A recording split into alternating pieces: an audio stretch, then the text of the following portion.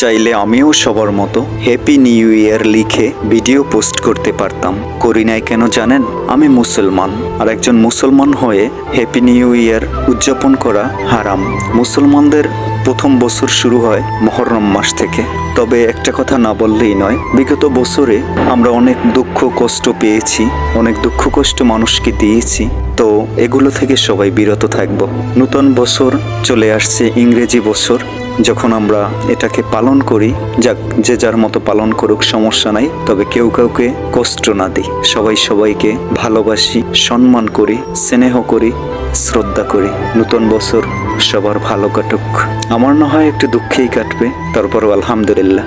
সবসময় হাসি মুখেই থেকে যাব।